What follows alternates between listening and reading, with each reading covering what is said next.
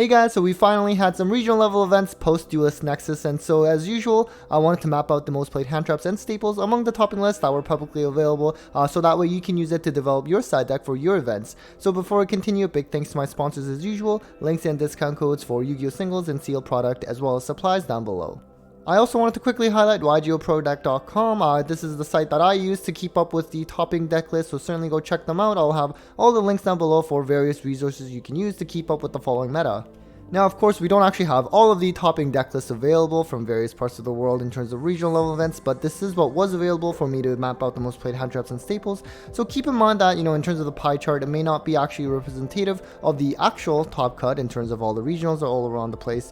And that's because, for example, let's say we had more Purrely lists included for this video, but realistically, there were actually more Kashtira decks that topped all the various regionals. It's just that at this point, I suspect because Kashtira has been long solved, there's probably not that many Kashtira deck profiles that are being done in terms of tops, just because people pretty much know that they're all pretty similar. So in terms of a hand trap overview for this current new format, the hand traps range from 0 to 15 in the main with a median of 9. This is actually quite a big increase since the last time I did this, essentially prior to Duelist Nexus, which the median was around 6, and I don't think that's too surprising, at least at the beginning of this format. I think a lot of people, just before Duelist Nexus actually came out, kind of predicted it would be a higher hand trap format, although at the same time, that might actually start going down now that Mannadium is not as deadly as people thought it might be. Now in terms of the side, it has gone down a little bit in terms of median number being 4, which kind of makes sense because essentially people seem to have sort of put it more so into the main deck rather than the side, just to have a chance, especially in game 1. But again, who knows how that will change moving into the next month or so.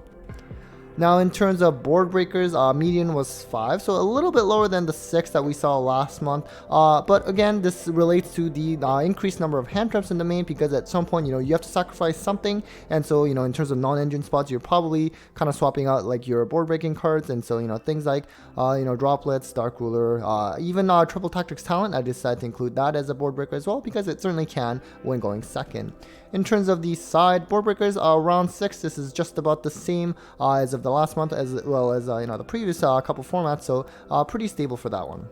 Now in terms of the most common hand traps for this new format, we have Droll as number 1, predominantly mained if it was played. This is kind of interesting because going into this format, I get it, a lot of people just assume everyone's gonna play Droll, and it's kind of true, but like I said earlier, something like Mannadium, as well as even like the Adventure Synchron piles, they are good decks, don't get me wrong, but they're not like surefire tier 1 decks right now, and so of course against Purrely it can also be pretty good, but not nearly as good as it once was. And if you actually check out my recent video of the survey of Purrely players, you can certainly go check out which kind of hand traps and staples are good against that strategy. But nonetheless, Droll, I think it's here to stay for now, but I do think that this will probably decline a little bit if we kind of fast forward to the next month.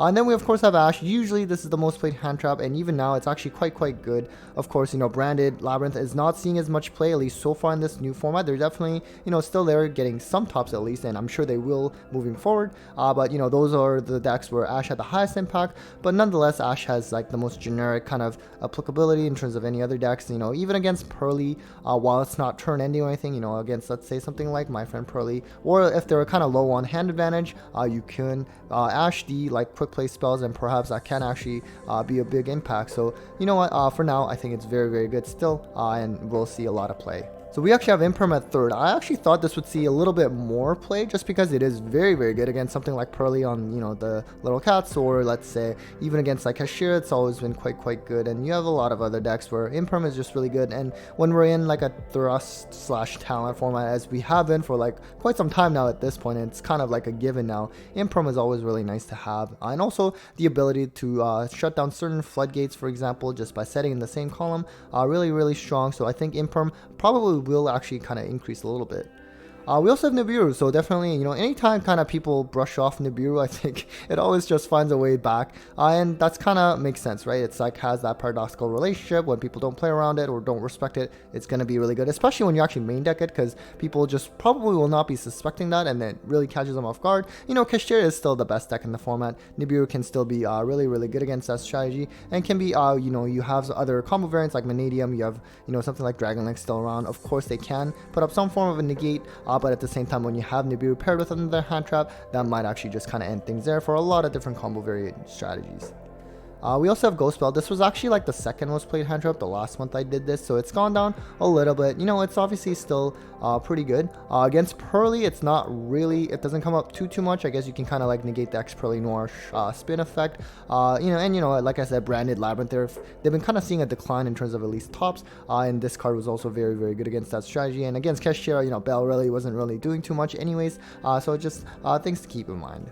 And then moving on to the next set of hand traps, we also have just the bestials in general. This has definitely fallen down quite a bit, and I did kind of predict that in my last month when I was doing this hand trap overview, that it will probably start declining, just because, you know, against certain decks it's very strong, right? Again, Labrynth branded, even against Dragonlink, for example. But, you know, aside from Dragonlink, maybe, you know, those other decks are going down in play. You also have other decks that say, you know, Kashtira, they're not going to care. Against Purrely, I'm not really sure if it matters that much. I'm not sure, someone correct me if I'm wrong there.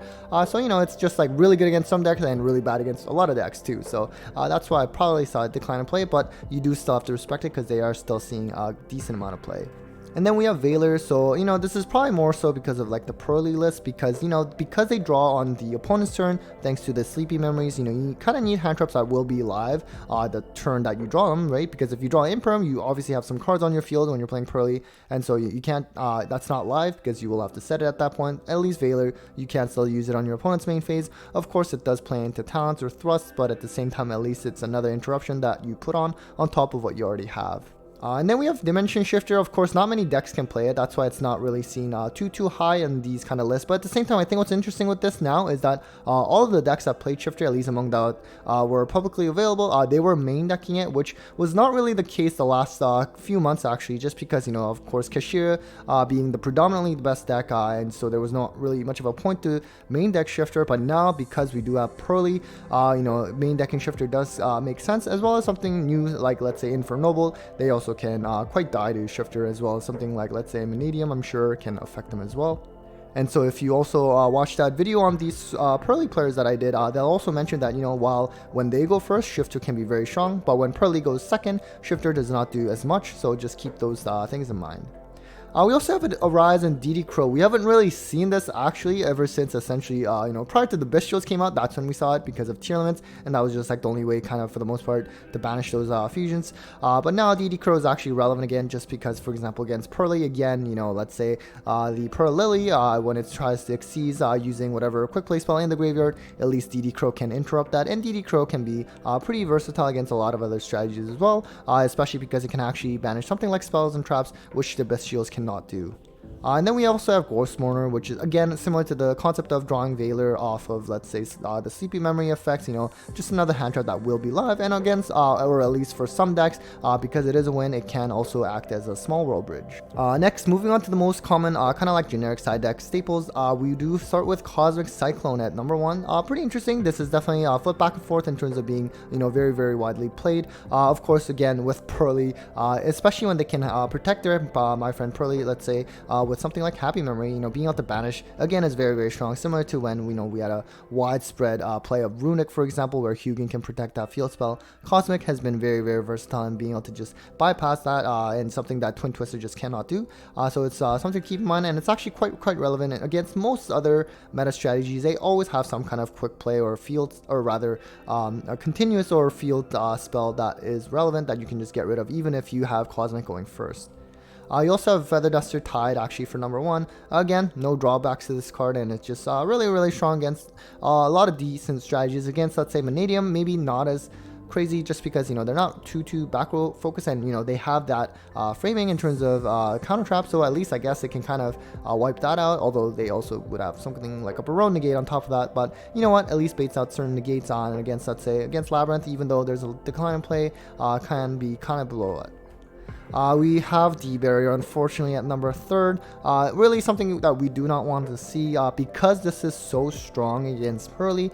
We are seeing an increase in play of this, which is too bad, because at least the last couple of months we actually we were seeing a very big decline in the play of D barrier, so that was nice. But now it's back, and, you know, if you're playing a deck that also happens to, let's say, fusion summon, or let's say synchro summon, like, let's say, you know, Mannadium, you also have branded for fusion, can be quite detrimental. For Mannadium though, at least if you watch that that survey of the Mannadium players that I did, they did mention, they still have some workarounds. They have like Astra, they have some link strategies in there, so they don't completely fold like, let's say, Branded does, because it can only realistically play fusions. So hopefully this card can get banned. I get it, we need ways to slow down Purrely, but I think we can just do it in different ways. And by having D-Barrier in the game, when there's something meta that D-Barrier is very good against, then you have all these other decks that just happens to suffer because of the widespread play of D-Barrier.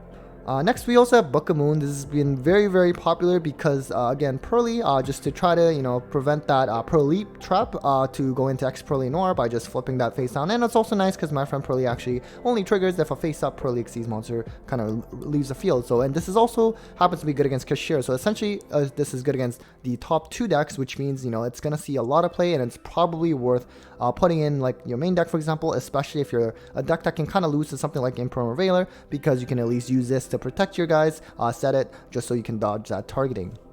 We also have talents. We've talked about this earlier. It's been a talent thrust kind of format for quite some time now. At this point, it's just a given. Very, very strong whether going first or second. And then, couple this with thrust that you can search talent with, or rather thrust searches talent. It can be really versatile as well. So next we have Book of Eclipse, which is seeing a return in play. We initially saw a ton of play in Book of Eclipse when we were just about to enter the new format where Kashtira was, about to become tier 1. It almost feels an eternity ago at this point, but, a lot of people were playing this. It's something that can be ashed, unfortunately, but at the same time, or maybe that's fortunate for you in case, you need to stop opponent from flipping Book of Eclipse on you. So can be really, really strong against both, Kashtira as well as Purrely, and a lot of different strategies, just being able to flip everything down, shut down a lot of effects, can be really, really good for board breaking, but your opponent can draw off of this, so you do really have to clear the opponent's board. We also have Dark Ruler No More. Speaking of clearing boards, this is of course kind of a mainstay as well. Although it's, I guess, seen a bit of a decline in play compared to the last month, still quite strong. Forbidden Droplet is also something that's going to see an increase in play now as well.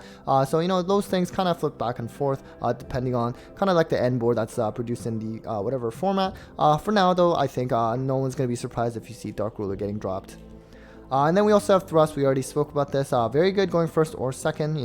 Can going first, unfortunately, can set something like D-Barrier or let's say Eradicator Epidemic Virus, and something like Branded. It's actually can put something like Fusion Duplication, which is very, very strong. And going second, being able to search, let's say like Feather Duster or Evenly Match is very, very strong. So very, very nice card to have. Unfortunately, very expensive, and it also did get an ulti printing, so it probably won't get hit on the ban list anytime soon. Although something like Talents kind of debatable in terms of whether it should be put on the ban list for sure.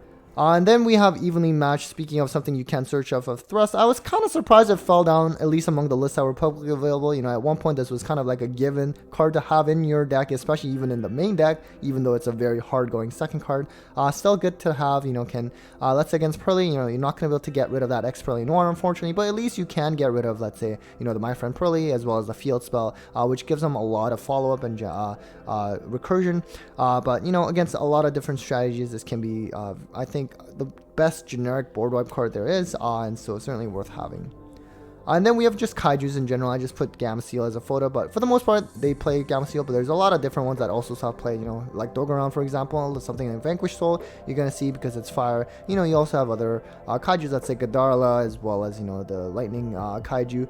So, 1-for-1 board wipes, still kind of nice. Let's say against Purrely, can be very, or at least pretty good, right?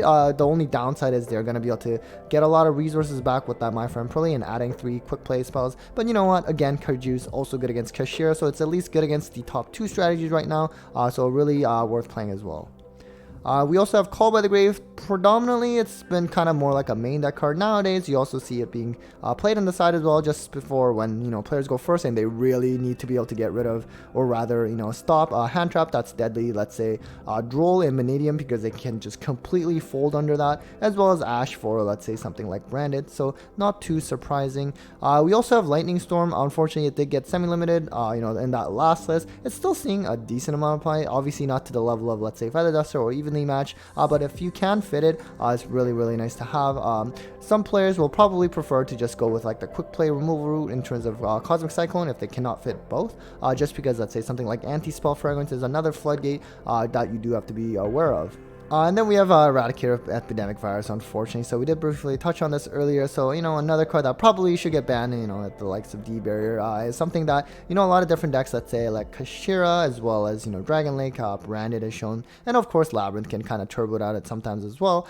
So really not the best card to have in the format. So hopefully it does go away at some point. We also have Kurkar, you know, similar to the likes of Kaiju, can be very good against something like, let's say, Purrely. Of course, very good against Kashtira as well. And so it's kind of nice that, you know, it's also like a level 1. You can technically search it with something like Where Art Thou. And also in Vanquish Soul, it has some synergy as well, just because it is a fire. So things to keep in mind, can you really play around it? I mean, it's kind of hard, realistically, so you're probably just going to have to eat it. But, you know, it can be a very, very big body at that. So it's a very strong card, and hopefully it does see a reprint in the Megatins. And then lastly, we do have Forbidden Chalice. For the most part, this is only really seen in Kashtira, for example, just to be able to protect something like their Rise Heart. I did see this in like a Mannadium list as well, so, you know, maybe we got something going there, but for the most part, it's not like a card that's seen in most other decks. So lastly, in terms of tech choices, usually I pick out a few that I've seen in the topping list. This time around, there weren't really that many tech choices. The only thing I kind of saw was like Magic Deflector, and for those of you maybe not as familiar with this card, essentially it just negates, you know, equip or field or continuous, as well as quick play spell cards for the remainder of the turn. So essentially this can be something you can play for Purrely, I guess, but at the same time, you know, if you can at least, if you don't have room for like D-Barrier and Deflector, you know, you probably are going with D-Barrier anyways. Alright, so that was it for the breakdown of the most played hand traps, as well as staples in the topping list from the regionals past Duelist Nexus format. So hopefully that was helpful in terms of helping you prepare for your events. I know it will for me. So anyways, a big thanks to all of you for watching. A huge thanks to my patrons as always for the continued support, and well, take care guys.